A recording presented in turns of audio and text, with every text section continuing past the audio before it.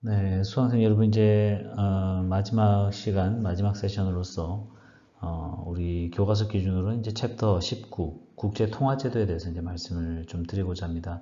국제통화제도라고 하는 것이 이제 결국 저희가 환율에 대한 이야기들을 많이 이렇게 배워왔습니다만은 결국은 그 고정된 상태에서 계속 어떤 형태를 유지했던 것이 아니라 역사적 맥락에 따라서 그 제도의 어떤 구성과 어떤 모습이 변해온 것이 사실입니다. 그래서 오늘 그 시간에는 그러한 어떤 역사적인 흐름에 대한 공부를 하면서 우리가 지난 학기 동안 해왔던 그런 학습을 마무리 짓도록 하겠습니다. 기본적으로 이제 우리가 거시경제라고 하는 것에 대해서 저희가 이제 좀 근거를 하고서 학습을 해 가고 있는데요. 결국 이제 거시경제라고 하는 것, 정부가 경제를 운영함에 있어서 어떠한 지향점이 있겠죠. 그래서 이제 그러한 지향점에 대해서 저희가 이제 좀 공부를 할 거고요. 그 다음에 이제 국제통화제도의 어떤 변천에 대해서 역사적인 관점을 통해서 간단하게 리뷰를 해보도록 그렇게 하겠습니다.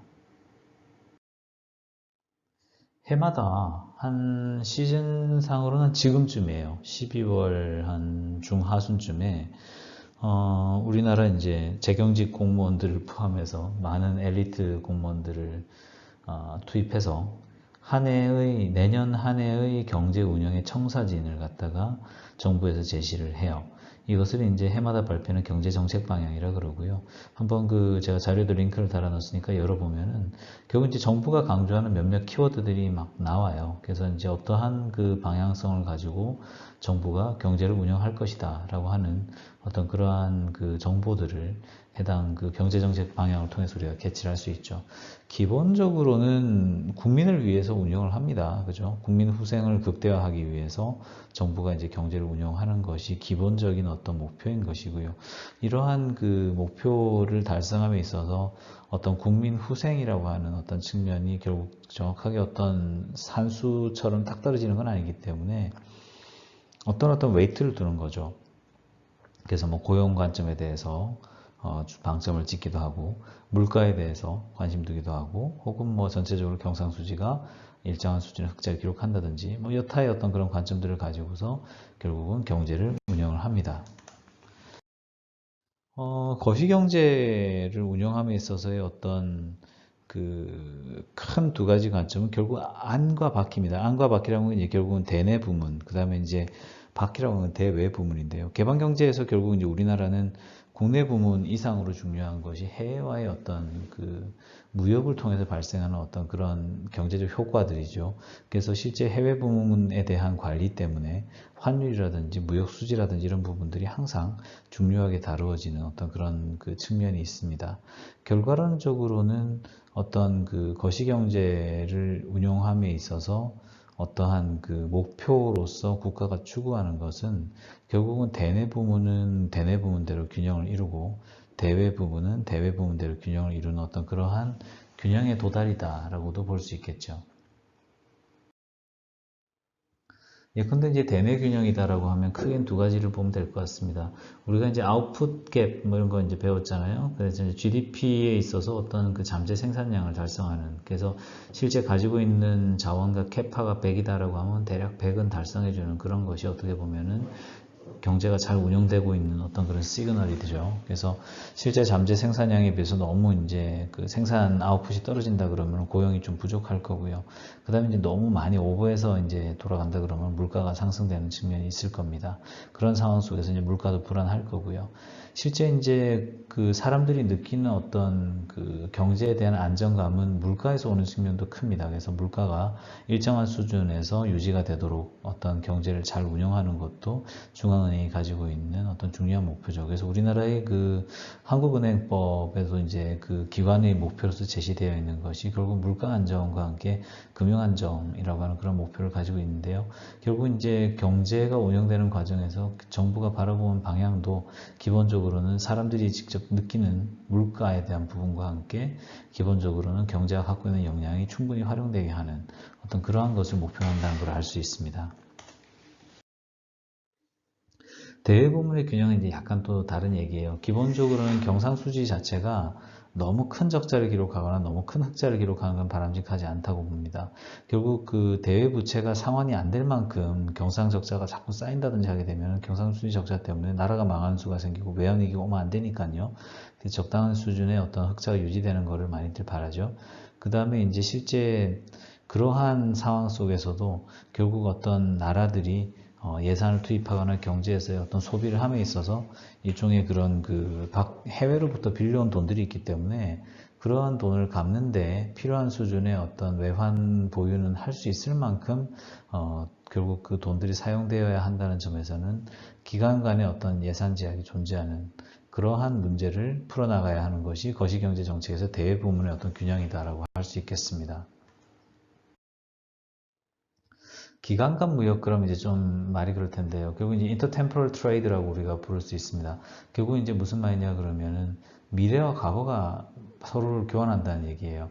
경상수지가 흑자를 기록한다라고 하게 되면 현재는 생산물을 수출하는 나라들이죠. 무슨 말이냐 그러면 국내에서 120을 만들어서 100은 쓰고 20은 수출을 해야 GDP가 120쯤 나오겠죠. 그죠? 그래서 결국 현재 어떤 아웃풋을 일부를 수출하고 있는 나라들이 경상수지 흑자 나라들인 것이고, 이런 나라들 같은 경우는 대외의 투자 효율이 좀 떨어질 수밖에 없다. 그리고 언젠가는 미래로부터 생산품을 수입하게 될 것이다 라고 하는 것을 알 수가 있습니다. 반대로 경상수지 적자 같은 경우는 약간 이머징 나라들이 되는데, 현재는 이제 그 자본 스톡을 쌓아가는 과정 중에 있기 때문에 사실은 이제 GDP 자체가 경상수지 적자로서 이렇게 구조가 세팅이 되겠지만, 그러한 투자가 잘 축적이 되게 된다고 하면 언젠가는 결국 이제 수익을 거둘 수 있게 되겠죠.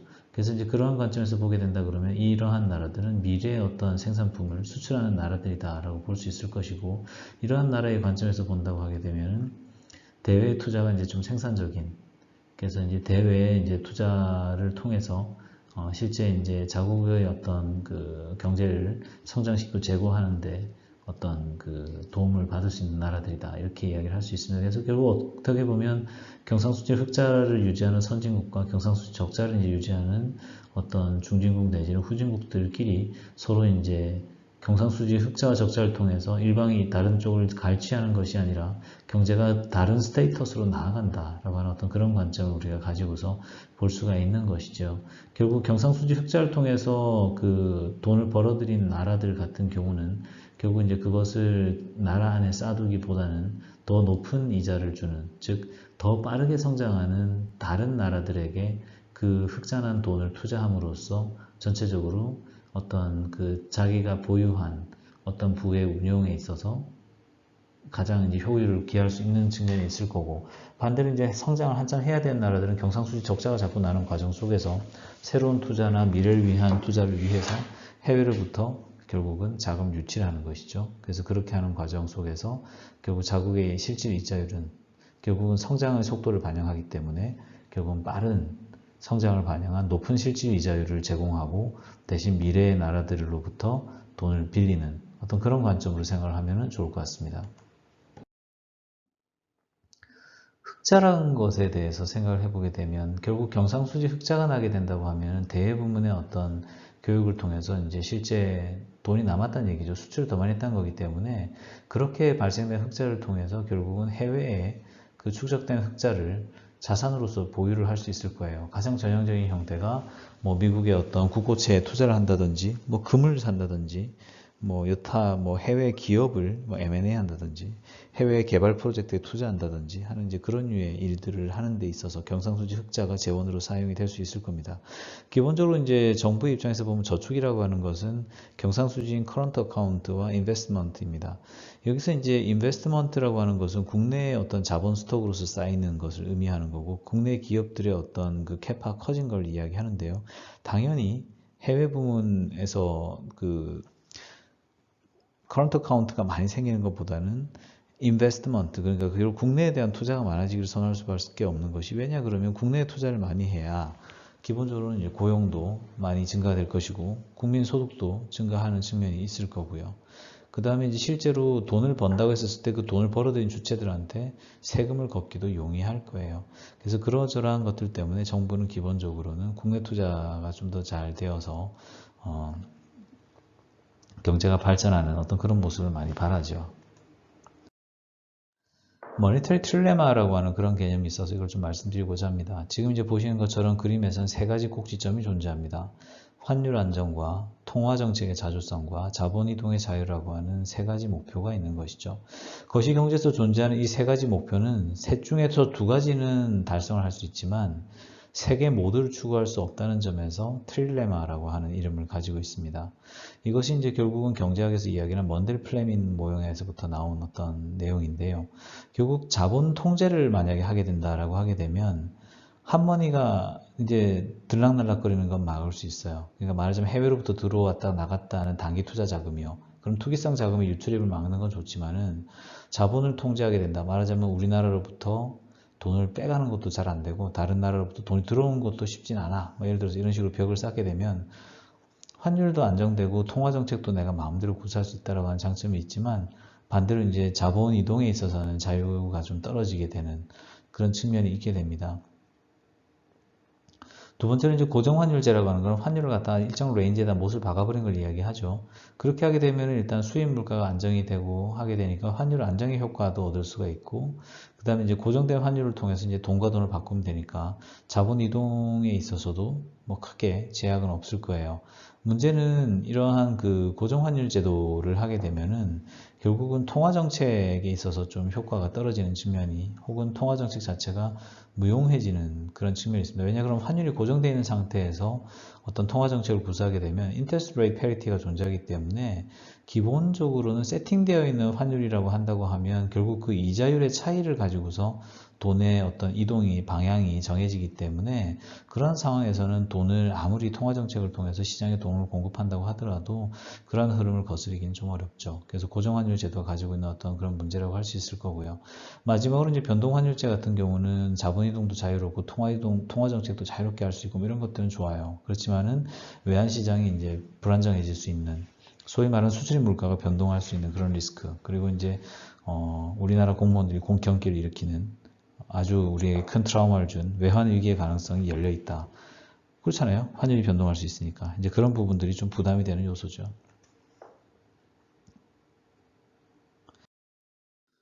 역사적으로 이제 시행되었던 그 과거의 통화제도 중에 이제 금본위 제도가 있겠습니다.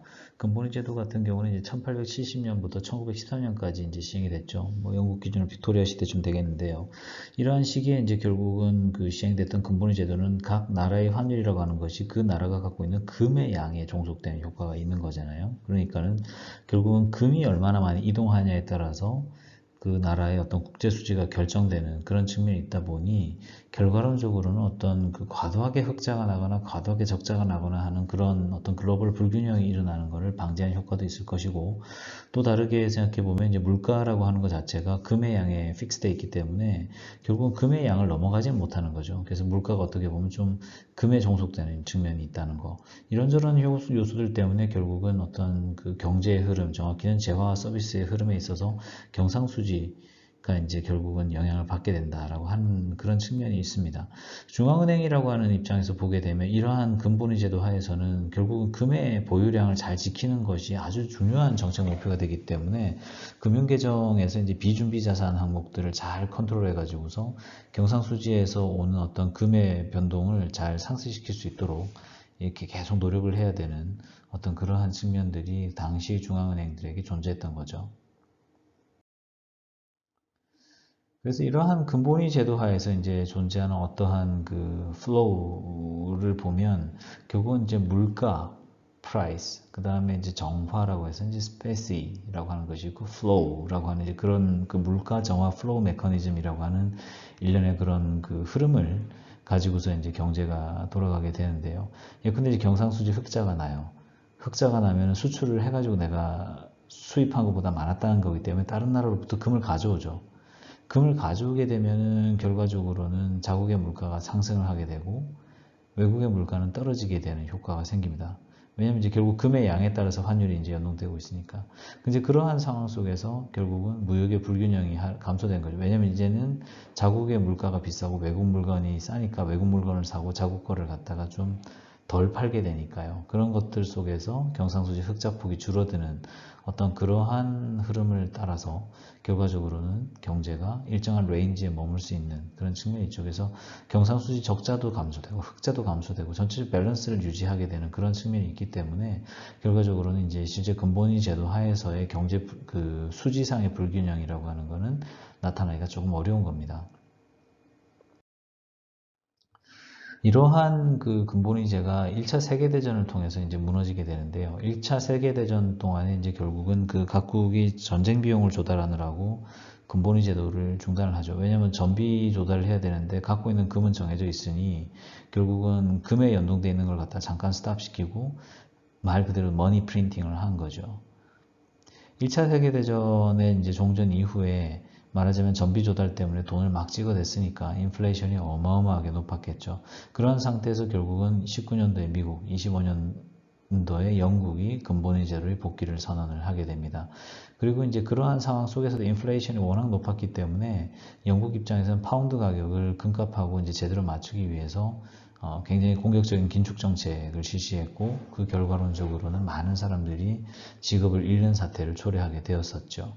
결국 그 근본위 제도 하에서 당시까지의 경제 패권이라고 하는 거는 영국이 쥐고 있었기 때문에 영국이 어떻게 보면은 보유한 금 대비 타국이 결국 파운드를 보유하고 있는 양이 좀 많은 상태였다고 볼 수 있는데요.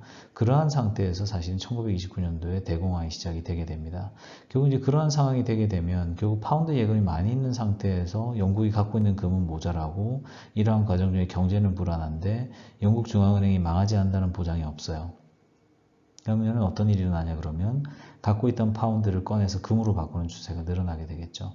결과론적으로는 파운드를 금으로 바꿔준 어떤 그 영국 영란은행의 어떤 그 역량의 한계가 나타나면서 결과적으로는 근본위 제도를 포기할 수밖에 없는. 왜냐하면 보유하고 있는 금이 없으면 근본위 제도를 할래야 할 수가 없으니까요. 그래서 이러한 어떤 흐름 속에서 결국은 영국이 과거에 가지고 있던 경제적 글로벌 경제 패권도 상실하게 되는 어떤 원인이 되게 되고 그 다음에 이제 그때까지 유지하던 어떤 근본위 제도도 포기하게 되는 어떤 그런 원인을 제공하게 됩니다. 그리고 나서 이제 나타난 것이 브레튼 우즈 체제라고 하는 것인데 이제 결국 그 근본위 제도 하에서 발생하게 되는 어떤 그런 상황 속에서 이제 이러한 것들을 따져본 거죠. 결국은 이제 무역 불균형이라고 하는 것이 나타나게 되면 결국 그 무역 불균형 때문에 1929년이나 그 이후에 있었던 그 상당한 크기의 어떤 경기 후퇴, 대공황이라고 하는 것을 발생할 수가 있게 되는데 그러면 이제 결국은 이러한 체제를 극복하려고 하면 근본위제를 대체할 만한 대안적인 어떤 시스템이 필요한 것이고요. 그 다음에 이제 또 다른 고민은 뭐냐 그러면 세계대전을 한 번, 두 번 이렇게 해보니까는 변동환율을 가지고서 가다 보면은 이 환율의 변동성 자체가 너무 높아가지고서 결국은 수입 물가도 예측하기 힘들고 수출 물가도 예측하기 힘들고 원가는 뭐 그렇다 국내에서 조달하니까 그렇다 치더라도 내가 대부분과의 교육을 통해서 내가 돈을 벌지 잃을지는 모르겠고 그건 오로지 환율의 변동에 달려있다. 만약에 그런 상황이다 그러면 누가 무역을 하려고 하겠어요. 그럼 그런 상태에서 이제 국제무역이 떨어지는 효과도 있고 이러다 보니까 이걸 갖다가 바로잡기 위해서 생각했던 것은 브레튼 우즈 체제로서 이런 식인 겁니다. 금 1온스당 미국 달러 35달러로 고정을 하자.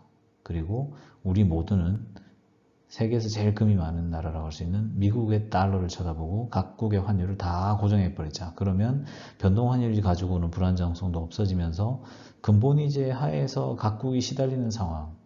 뭐 경제가 이렇게 돌아가다가 보면은 어떤 나라가 금이 싹 사라져 부족한 상황에 오고 그러면 그 나라 왕창 망해버리고 이런 상황을 이제 없앨 수 있지 않을까 이렇게 생각을 했던 거죠. 그래서 실제 어떻게 보면 이제 미국에 대한 의존 속에서 공적인 준비 자산으로 금을 갖고 있든지 미국 달러를 갖고 있든지 둘 중에 하나만 갖고 있으면 되는 어떤 그런 상황이 이제 브레튼 우즈 체제인 것이고요.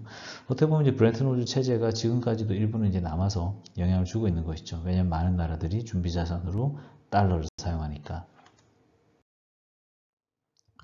그래서 실제 1944년에 이제 결국은 44개국이 모여서 브레튼 우즈 체제를 만들어서 73년까지 지속을 했었어요. 그래서 그 당시에도 이제 IMF가 있어서 IMF가 결국은 이제 적자가 난 나라들한테 돈도 빌려주고 환율 평가도 좀 약간 절하하게 해서 결국은 이제 수출을 갖다가 이제 띄워서 경제를 돌아올 수 있게 하는 어떤 그러한 그 회복의 메커니즘을 설계를 했던 것이죠. 그리고 이제 실제 자유무역을 통해서 전 세계가 얻는 이득이 크니까 재화 서비스의 이동은 장려하는 어떤 그런 분위기가 있었던 것이고요. 그렇지만 이제 그러한 상황에도 불구하고 그 국제 수지상의 위기 때문에 결국은 그 자금이 자유롭게 국가 간에 왔다 갔다 하는 거는 금지를 시켜 놓는 어떤 그러한 시스템이 브레튼 우즈 체제라고 할 수 있는 겁니다. 오늘날의 IMF, 월드뱅크, 가트 뭐 이런 그 국제 금융기구들이 사실은 이 브레튼 우즈 체제를 떠받치는 어떤 중요한 기둥들이었죠. 문제는 이 브레튼 우즈 체제를 시행한다 했을 때 미국의 모든 나라가 고정환율을 쓰는 거기 때문에 미국을 제외한 모든 나라의 중앙은행의 통화정책이 사실은 무력화되게 됩니다. 결국 환율이 고정되어 있기 때문에 어떤 나라에서 중앙은행이 어떠한 그 통화정책을 사용한다고 하더라도 고정환율 제도 하에서 그러한 걸 시행해 봤자 그 효과가 그냥 세계로 다 퍼져나가 버리기 때문에 실제 그 경기를 부양하거나 혹은 과열된 경기를 좀 가라앉히는 효과가 없어지는 거죠. 결국은 각 나라들은 재정 정책만 가지고서 국내의 어떤 샥에 다 대응을 해야 되는데 재정 정책은 전에도 말씀드렸지만 느려요. 그렇기 때문에 이게 문제가 좀 있는 거죠. 그래서 결국 이러한 어떤 요소들 때문에 이것이 이제 지속이 되지 못했고요. 1960년대 들어서 미국의 어떤 경상수지가 적자를 이제 살살 보이게 되거든요. 그러면서 결과론적으로는 브레튼 우즈 체제도 이제 없어지는 거죠. 결국 이제 이러한 그 변화의 기저에는 전 세계 경제가 발전하는 속도가 전 세계에서 금이 발굴되는 속도보다 더 빨랐기 때문에 결과론적으로는 미국이 보유하고 있는 금에 연동되어서 전 세계의 그 통화가 결정되고 있는 이 상황이 지속될 수가 없었던 겁니다. 이러한 관계로 결국은 이제 변동환율 체제 속에서 우리들이 이제 살아가고 있는데요.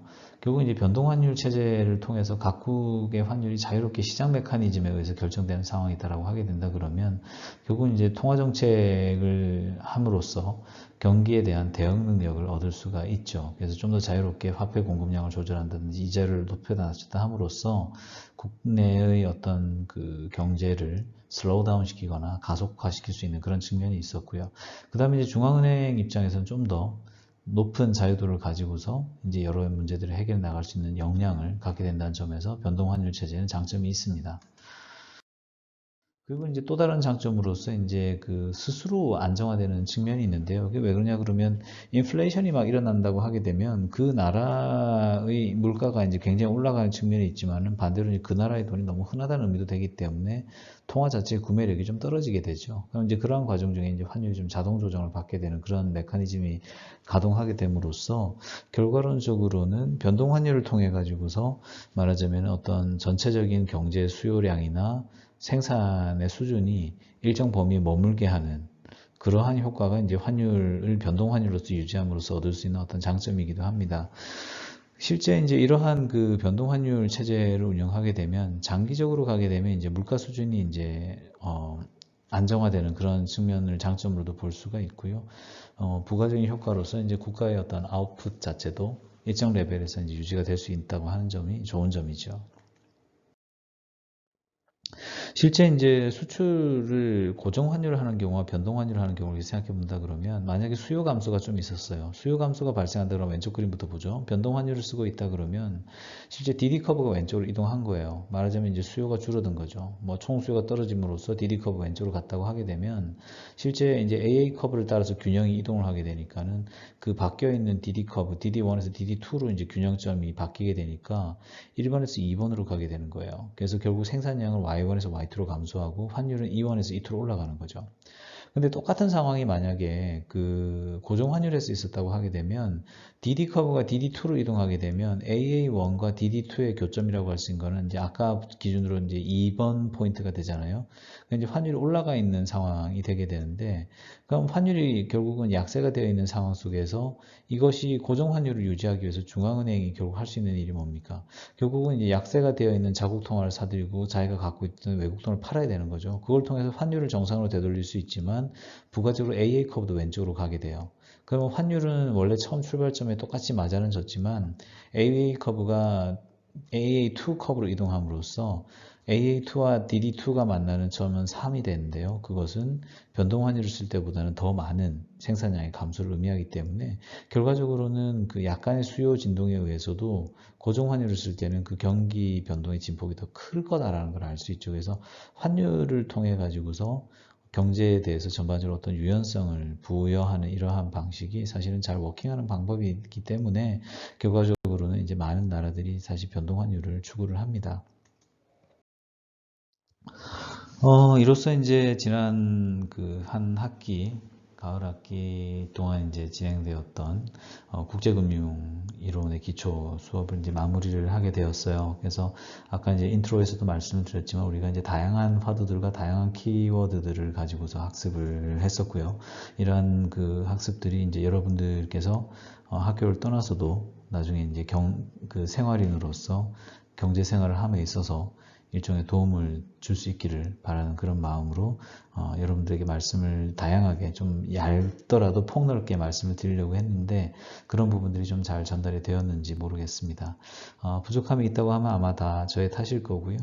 특히 또 코로나가 또 겹쳤기 때문에 충분한 어떤 내용들이 여러분들에게 전달되지 못했던 부분에 대해서 다소 아쉽게 생각하는 그런 마음이 많습니다. 하지만 이제 반대로 코로나 기간이기 때문에 우리가 학점을 상대 평가를 적용하지 않고 자유롭게 우리가 사실 그 평가를 하니까요. 그러니까 막 살아라는 뜻이 아니라 평가를 위해서 여러분들을 반드시 서열할 필요가 없다고 하는 그런 좋은 점들이 있기 때문에 교사의 입장에서 볼 때에는 좀 더 편안하게 여러분들에게 이런 부분들은 아시고 넘어가면 좋겠습니다 라는 생각을 하게 되는 것이 이번 학기의 어떤 특징이다 라고 이렇게 할 수 있고 또 다행히 잠깐 그 코로나가 풀린 사이에 여러분들을 이렇게 뵐 수 있어서 아주 저로서는 행복했던 시간이 아니었나 이렇게 생각을 해봅니다. 지난 한 학기 동안 하여간 들어주셔서 굉장히 감사를 드리고요. 개인적으로 이제 관심이 있으신 분들은 꾸준하게 경제에 대한 어떤 그 학습을 통해서 내가 살아가고 있는 어떤 세상의 룰을 이해하시는 데 있어서 도움 받으시기를 바랍니다. 그리고 이제 다가오는 기말고사에 대해서도 뭐 너무 과도하게 이렇게 부담을 가지시기보다는 저희가 이제 학습했던 내용들을 리뷰하는 어떤 시간으로서 최소한의 장치다라고 생각하면 좋을 것 같아요. 보통 동북아 수업을 듣는 학생들이 제 기억에는 3, 4학년들이 많았습니다. 그래서 곧 학교를 떠나시는 분들이 많으시죠. 다소 이제 경제 상태도 좋지 않고 젊은 세대가 취업하기가 쉽지는 않은 그런 상황 속에 있는 것은 제가 잘 알고 있습니다. 그렇기 때문에 사실 여러모로 기성세대의 일원으로서 좀 항상 좀 죄송스러운 그런 마음도 있는 것은 사실인데요. 그럼에도 불구하고 이제 우리 학교 같이 어떻게 보면 엘리트 학교예요. 손꼽히는 학교고요. 좋은 학생들이 많이 모여 있고요. 또 좋은 선생님들이 많이 계시기 때문에 충분하게 실력을 쌓고 세상에 나간다고 하게 되면은 뜻하시는 바를 이루는 데 있어서 부족함이 없지 않을까 이렇게 한번 기대도 해보게 됩니다. 앞으로 하여간 그 여러분들 앞날에 이렇게 좀 축복이 있길 바라고 또 인연이 닿는다고 하게 되면은 또 다음 학기에 그 개설이 되게 되는 아마 국제무역이론 기초를 또 제가 강의를 하게 될 것 같은데요. 그 수업을 통해서 여러분들을 뵐 수 있지 않겠나 이렇게 생각해 봅니다. 지난 한 학기 동안 성원해 주셔서 감사드리고요. 시험 준비하시면서 부족한 부분들이나 학기 끝날 때까지 이 클래스 게시판 열려 있으니까 부족한 부분들은 말씀 주시면 좋겠습니다. 고맙습니다.